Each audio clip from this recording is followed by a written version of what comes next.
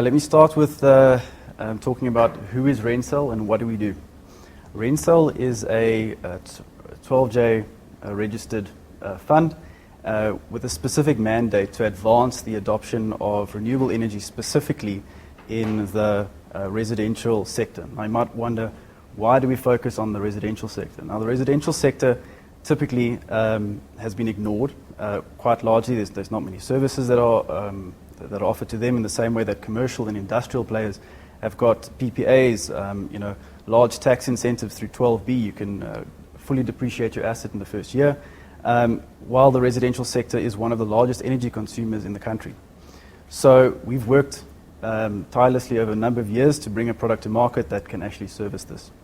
Now, in the same way that the commercial and industrial renewable energy investments offer an asset underpin with long-term annuity incomes, this investment offers those same upsides, with an additional caveat that these investments have proven to be a bit more COVID or recession resilient.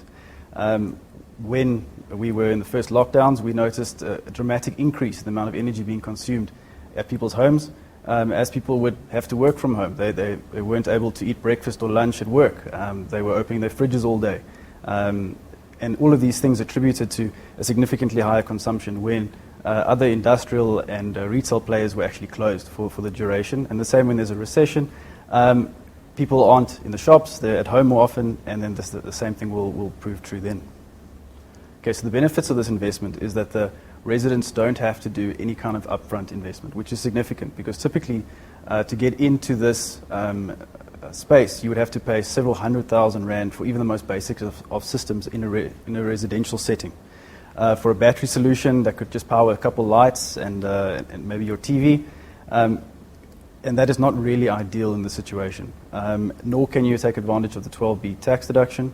So what we've done is we've created a structure that allows these people to indirectly leverage bulk buying power, avoiding retail channels, and being able to leverage the tax deduction by renting the equipment from us.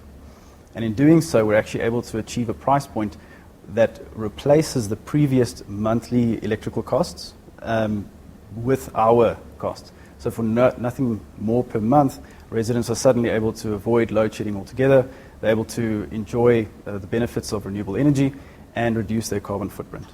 In doing so, they can avoid load shedding altogether. The environment wins. There's a reduction in the carbon footprint. South Africa wins because there's less load on the grid, making load shedding less likely and reducing the severity of load shedding. And the investors win with a fair yield, 5% dividend yield paid annually, and a 20% upward IRR.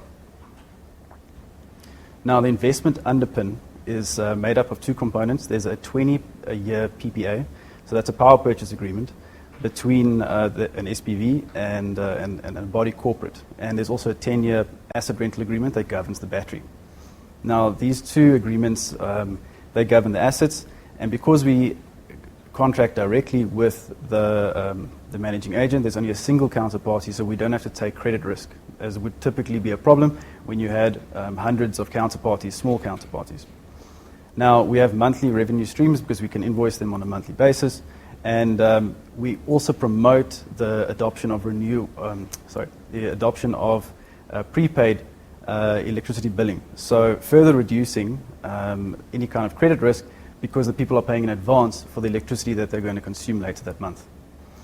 And in doing so, they're able to get what they had before at no additional cost. Now, the Rencell's pipeline to date, we have 3 projects that we would like to develop. We've signed 2 of them, and we're at advanced stages with the third.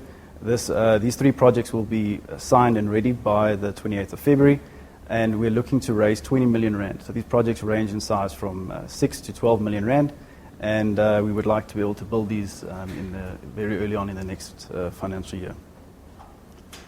Now, Rencell's milestones to date, we have proven this model to work. We have had a commercial operating site now for in excess of 2 years. This specific site has actually had in excess of 150 power failures to date. The residents are very happy and pleased with the system. I mean, recently we had almost a week of load shedding, and during this time, everybody was able to continue their lifestyles like normal. Nobody had to go buy takeouts. Nobody had to change their lifestyle or alter their plans. They could continue like normal. And they were only aware of load shedding when their neighbors would, or their friends down the street would phone them and ask them what they were planning to do during the next round of load shedding. So yeah, because of this, we are very confident that we can continue growing the pipeline and continue growing the business. And also this year, we also paid our first 5% dividend, and yeah, as promised, so the investors are happy with that. Okay, thanks. That concludes my presentation. I'm sure there's a number of questions. So, Adrian, yes, so there have been some questions that have come through. So one of the questions is, why have you focused on the residential market rather than the commercial and industrial? So the commercial and industrial is a very competitive market because you've got a number of key players. The tariffs that are being charged are very low, often subsidized in industrial zones. And as a consequence, the margins are very thin. And it's not really something where you can make much of an impact. Now, in the residential space, the tariffs are significantly higher because the municipalities have realized quite quickly that they could put 50, 60, 100% markup on electricity and consumers are forced to pay it all the same. Now, because of that, we're able to tailor a much more unique solution and we're able to get to the point where we can include batteries at no additional cost per month. So it's a very unique offering and it's something that I'm quite passionate about. And then obviously understanding your offering pretty well, you have introduced a whole lot of tech into your offering. Do you want to just explain to the potential investors what the tech that you've used to manage these projects? Sure. So we've had to take a slightly different approach. We're not able to install a massive passive system as you would typically at a residential installation, but rather we need a system that's actively managed to achieve this certain price point. Now, the people, they have no impact to their lifestyle, so we're able to control the loads, we're able to control when the battery gets charged, and this is also to ensure even if there's a power failure at 6 in the morning and it's overcast, or at 4 o'clock in the morning there's scheduled load shedding, we can be certain that the batteries will be charged so that during that period the people can still have power. Okay, so I have a question here. Is your offering limited to residential complexes, or will you do individual houses as well? So with individual houses, we can't achieve a scale that's necessary to reach economic viability. We want to get there, but as of yet, we're having to focus on larger sectional title complexes to get to the scale where we need it to be. And at some point, I'm hoping that we can achieve enough economies of scale to actually offer this to standalone homes. Okay, good. And then the risk.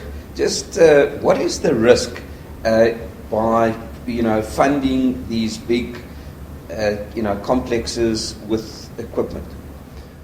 So the risks are I feel that they're significantly reduced, and quantitatively you can measure that. You see a number of abandoned warehouses, factories, mines that have been closed down quite often, but you never see abandoned complexes. These are things that people will continue living there. People need to continue buying electricity. Whether there's a recession or a lockdown, they will continue being at home. They need to shower, they need to refrigerate their food. Good, and so that's quite interesting. What are the targeted returns to your investors and the dividends to date? Yes. So we have been yielding what was necessary. We were able to pay the dividend. That was in spite of the lockdowns, or any kind of issues that could have come up. And I'm very proud to say that, we've been meeting target as required. So what was the dividend that you paid recently? We paid the 5%. 5% dividend yield. And what is your targeted IRR? 20% plus. Yeah. And you on track to achieve that, and with new funds coming in, investors can expect a 20% IRR. So with our last audit, we actually had a look at the returns in the SPV, and we had a look at the dividends that are being paid and that will continue being paid, and everything is in line to achieve the necessary yields to the investors.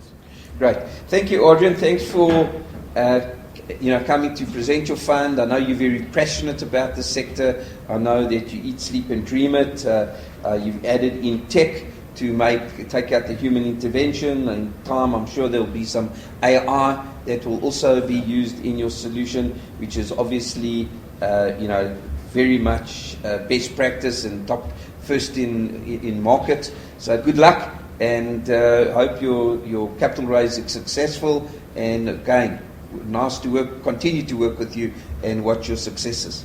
Thank you, Jeff. Appreciate it.